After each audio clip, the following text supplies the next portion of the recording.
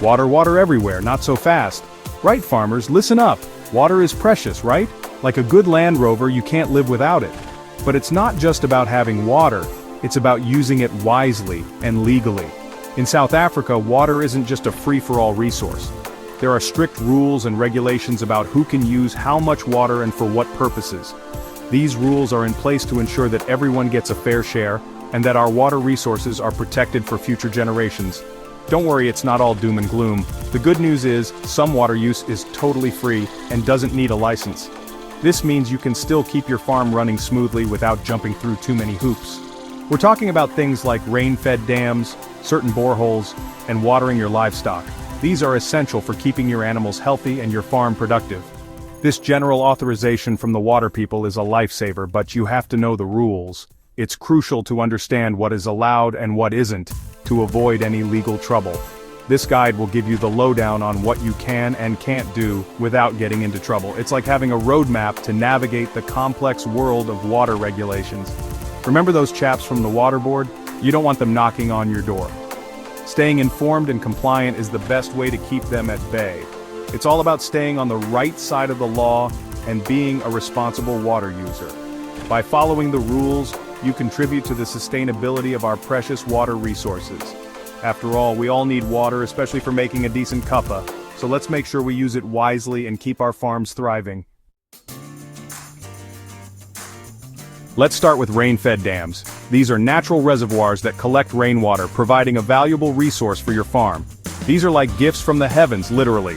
When the skies open up and pour down, your dam fills up, storing precious water. If you've got a dam on your land that fills up when it rains, you're in luck.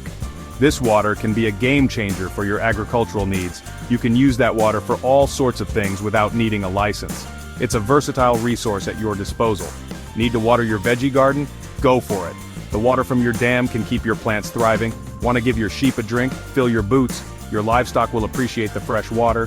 The key thing is, the dam must be filled naturally by rain, not by diverting water from rivers or streams. That's a big no-no. It's important to follow regulations. And obviously, you can't build a massive dam that floods your neighbor's property. Common sense, really. Respecting boundaries ensures good relations with your neighbors. Now, let's talk boreholes. This is where things get a bit trickier. You see, you can use a certain amount of groundwater from your borehole without a license, but there's a limit. We're talking about 30 cubic meters per day. That's like filling up a small swimming pool. Not bad, right? But here's the catch. You need a water meter. Those clever little devices keep track of how much water you're using. If you go over the limit, you need a license. And believe me, the water people are sticklers for the rules. They love a good meter reading. Section 4, watering your animals, no license needed. Right, let's talk about your furry and feathered friends. Good news, folks, you can water your livestock without any hassle. Cows, sheep, chickens, you name it. They all need a good drink, and you won't need a license for that. Imagine trying to get a herd of cows to apply for a water license. Whether you're using a rain-fed dam, a borehole, or even a fancy automatic system, it's all good. Just make sure the water is used for your animals and not for irrigating your entire maize field. That's pushing it, mate. Section 5, when you need a license, don't get caught out. Now, I've told you all about what you can do without a license. It's crucial to understand the boundaries of these allowances, but it's important to know when you do need to talk to the water people. They are there to help you navigate the regulations. If you're planning on doing some serious irrigation like watering a massive field of sunflowers, you'll need a license. This ensures that water resources are managed sustainably, and if you're thinking of starting a water bottling business from your borehole, forget it. The regulations are strict to protect our water sources. The general authorization is great, but it has its limits. It's designed for small-scale use, not large commercial operations. If you're unsure, it's always best to err on the side of caution and give the Department of Water and Sanitation a call. They can clarify any doubts you have. They're not as scary as they sound, and they can give you the right advice.